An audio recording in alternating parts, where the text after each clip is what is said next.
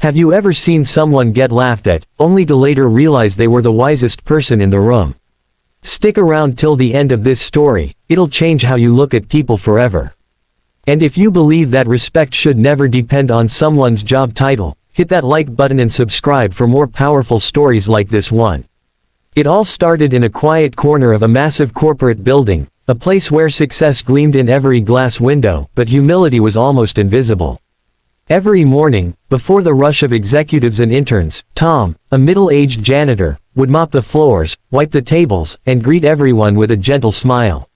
Few noticed him. Fewer still cared. Tom wasn't just a janitor, he was a single father, raising his teenage daughter, Emily, after losing his wife in a car accident 5 years ago. Life had stripped him of almost everything, except his dignity and the lessons he'd learned from running a small business that went bankrupt years before. He knew failure, pain, and struggle, but he also knew how to rebuild, step by step. One day, the company announced a business innovation challenge, inviting all employees to pitch ideas to help the company grow. The winner's idea would be funded and presented directly to the CEO, Mr. Raymond Pierce, a proud, sharp-tongued man known for his belief that only the educated elite could bring innovation. Tom overheard the younger employees talking about the challenge during his cleaning rounds. He paused for a moment, leaning on his mop, and said softly, "If I were you, I'd start with fixing your customer retention model. You're chasing new clients when you're losing the loyal ones quietly." The room fell silent. Then laughter erupted. One of the interns chuckled, "What do you know about business, old man? You clean toilets." Tom smiled faintly, not offended. "Sometimes, when you're at the bottom," he said calmly, "you see cracks the people at the top miss." That line lingered in the air for a moment, but the laughter continued, and he quietly walked away. Days later, the contest entries piled in, PowerPoint slides, charts, graphs, but most ideas felt hollow. The company's sales had been dropping for months, and the CEO was desperate for a breakthrough. The night before the final presentation, Tom stayed late cleaning the boardroom, where the meeting would take place. He saw the discarded reports in the trash and shook his head. He pulled out an old notepad from his cart and began sketching something.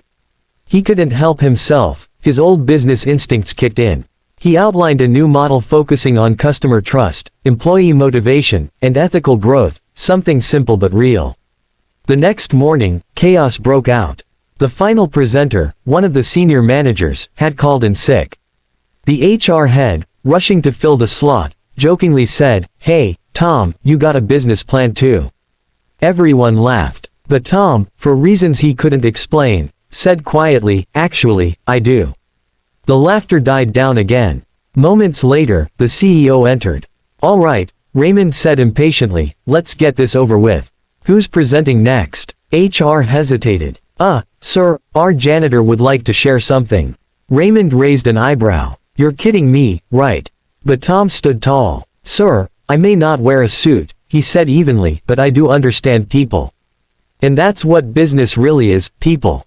A few chuckles rippled through the room, but the CEO gestured. "Go on then, Mr. Janitor. Impress me." Tom walked to the whiteboard and began speaking, not like a man pitching for money, but like a man sharing wisdom earned through hardship.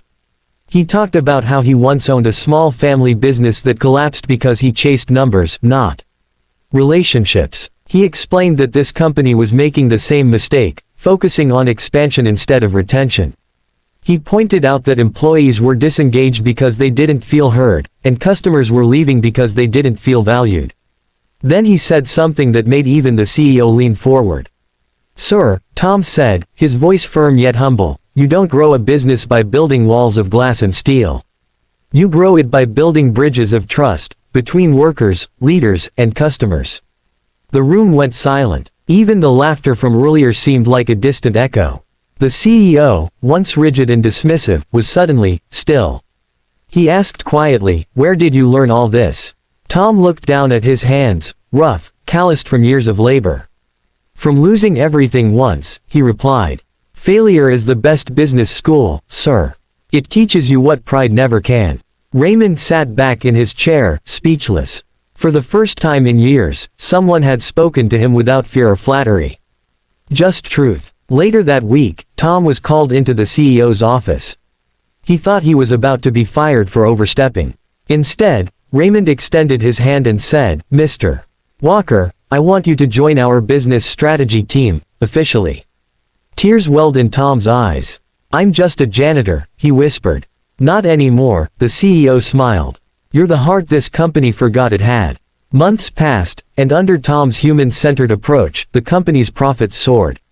Employee satisfaction skyrocketed. Even the CEO changed. He started greeting staff by name and often quoted Tom's words in meetings. Tom's daughter Emily, once embarrassed by her father's janitor job, proudly told everyone, "My dad doesn't just clean offices, he cleans hearts too." And in the end, Tom stood before the whole company at the annual meeting, not as a janitor but as the director of employee relations. His final words that day echoed through every soul present. Respect every person, no matter their job or title. Because sometimes, the wisest voices come from the quietest corners. If this story touched your heart, don't forget to like, share, and subscribe, because the world needs more people like Tom. People who remind us that true success isn't about where you stand, it's about how you lift others.